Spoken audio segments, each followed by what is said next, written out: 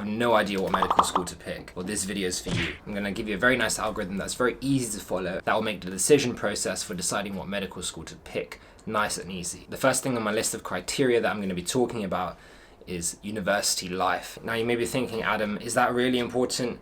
So yes, university life is so important. You're going to potentially be in this place for 4 to 6 years, so you're going to want to have a good idea of what life is going to be like there and if you're going to even enjoy it. Luckily with medicine, it's one of those courses where it doesn't really matter where you've got into, it's the fact that you just got in is what matters. Would you enjoy a very busy, hustly city environment, or do you prefer more relaxed, suburban kind of environment? So if you enjoy the city life, definitely opt for more London universities, King's, St George's, UCL, Imperial. So I personally have experienced the city centre life where I was at King's, and I also have experienced the campus-based life where I currently study at HIMSS. And I personally would say I prefer the campus-based life. It's more relaxed, you get to know people better, you don't feel like you're one in a million, but that's just personally me, that's the vibe I like, so you may be different. But that's obviously something to bear in mind and think about when you're applying. I don't know, if I didn't grow up in London and I didn't go to King's for my first degree, I'd probably want to experience the city for myself, see what it's like. However, you might not be the same, so please try and go to open days and see what's the right vibe for you. Ask the current students how they find it and see what you think is going to be best. And number 2 is kind of a sub point, is location, and more specifically, do you want to save money by staying at home? If you do stay at home and you go to a university in your own city, you can just live at home with your parents, as dead as that is, but you will save tons and tons and tons of money. I obviously moved out of home, and on one hand I love it and I love the independence, but on the other hand I've had to take out loans obviously, and I'm in debt, so it's one of those things to factor in. So the assessment method that will be used at your university is definitely something to consider. Universities employ a wide variety of different ways of assessing you, be it oral exams, be it MCQs, be it extended matching questions, be it physical exams. Some universities will test you after every month, whereas some are going to test you only at the end of the year. And some universities are essay based. So if you're one of those people that likes essays, then maybe a more traditional course might be for you. Oxford and Cambridge classically stand out for being more essay based. At my previous university, when I did biomed, there was so many essays, I had enough. I was just like, I want to go into a course and just have multiple choices and just tick one of those boxes. 1 in 5 chance, let's go for it, baby. Again, play to your strengths. Ask on open days what kind of assessment methods they use and how the students find them, and see what you think might be a better match for you. So the courses. So there are 3 main types of courses you want to consider when you're applying for medical school, and that's PBL, traditional and integrated courses.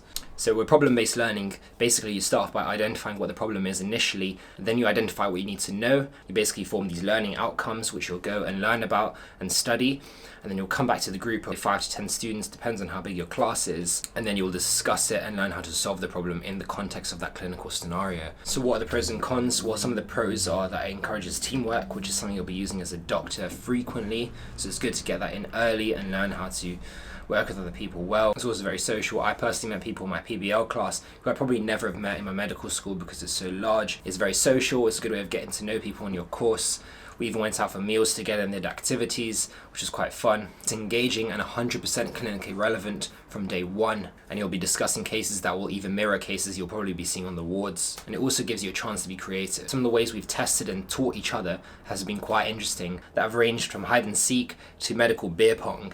So it can be a lot more fun than your traditional lecture-based course. So in terms of the cons, because there's such an emphasis on the self-directed learning, if you don't go ahead and do that learning, then you're not really going to gain much from the sessions and you're going to be behind and struggling to understand what's going on. There have been times when I've been busy and I haven't had the chance to go over the material, and I've gone into the sessions and I've been like, what the hell is going on? So if you want a more PBL-centered course, be prepared to stay on top of things. Next, we have traditional courses, such as those offered by Oxford and Cambridge. These are usually structured by having a pure sciences part of the degree, which is usually on the first half, and then you have your more clinical hospital GP placements, which are more towards the second half of the degree. So these have the benefit of giving you an understanding of the theoretical science underpinning the medicine that you'll tend to expand upon when you go into your clinical practice in your later years. However, in my opinion, there are quite a few cons with the traditional side of teaching. You tend to get a lot less clinical exposure overall versus courses where you start with clinical exposure from day 1. And for me, the biggest con of traditional courses is that you'll be spending hours and hours and hours learning irrelevant scientific detail that you're literally just going to forget as soon as you finish that exam or you step out of that exam hall. Honestly, who gives a crap about these enzymatic processes and the molecular biology of X condition? Honestly, that has no bearing on your clinical practice. There are also integrated courses like that's offered by my university, Hull York Medical School, and these are a bit more of a mix between the two, provide a nice balance between PBR and lecture-based courses. If you like a mix between the two, then try to opt for a more integrated course. So research prospects. This is something that's overlooked by a lot of people, and I don't hear this being discussed much at all. And it's something definitely worth considering if you want to go into academic medicine. If you're really keen on academic medicine, you're interested in scientific experiments or clinical trials, then it's definitely worth picking a university that's more research-based than another one that's maybe not very research-based. So at London-based universities like Imperial, UCL, King's, they tend to have very large research departments where you find the medical students tend to get very involved in research. So at King's, for example, there was a lot of medical students I saw getting involved in research, even primary research, something I barely ever saw at my current university, Hull York Medical School. It is a lot easier to get your name on a paper when you're surrounded by hundreds of doctors that are all focused on research, something that's a lot harder up north where there's less research density. So course length is another important factor to consider, whether you want to do a 5-year course or a 6-year course, or in fact, if you're a graduate student, if you want to do a 4-year course, which are insanely competitive, more so than the normal courses. So for me, it was a choice between a 4 and 5-year course. I wasn't going to intercalate because I already had a degree, so I chose a 5-year course because I didn't even want to risk not getting in because I really wanted to do medicine. So I just applied for 5-year courses and had a lot of money saved up from working the year before to finance it. However, if you're a school leaver, you may want to consider if you want to intercalate or not. However, it's worth noting that if you do intercalate, the degree you get won't matter towards your applications to be an F1 doctor, so that is something that they've recently changed. There are, however, some benefits for intercalation you might not have considered.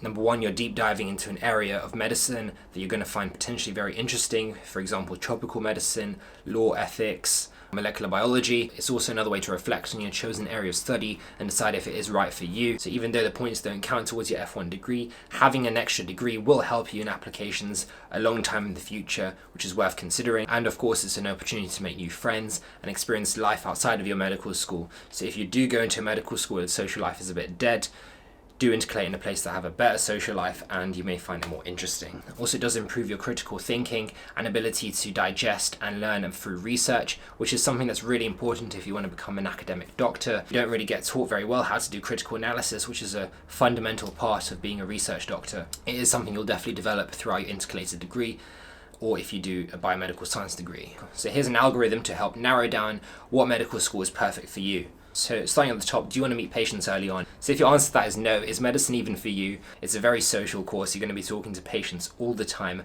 unless you decide to go into like radiology down the line. But before you can even become a radiologist, you're going to have to do foundation years and interact with hundreds of patients. So if it's not really for you, maybe reconsider. Answer to that is yes, we'll look at problem-based learning. But if the answer to that is maybe, so whilst the concept of interacting with people does sound kind of okay, but you're not massively keen on it, and follow the maybe route and ask, do you like sciences? And if you love sciences, stone-based universities are the one for you. If you do love problem-based learning, then maybe choose a carbon fiber university. If you don't like the sound of problem-based learning at all, then choose if you like science or not. If just hearing about the concept of going to lectures makes you fall asleep, then definitely consider carbon fiber universities. However, if you can sometimes stay awake in lectures, maybe consider plate glass. And if you can always stay awake in lectures, then choose red brick. So you're wondering what kind of universities we've been discussing. The carbon fiber universities are these, the plate glass universities are these, the red universities are these, and the stone universities are these. It's important to note that at the end of the day, regardless of what medical school you choose, you will become a doctor at the end of the day. It doesn't really matter where you go and where you study. If you want to check out a more comprehensive video on how to get into medical school, I have it linked up here or here. I talk a bit more broadly on the different aspects of the medical application process. Thank you guys for watching this video. I hope you enjoyed it. Let me know down in the comments how you found it, or if you want to see any other videos from me, and take care.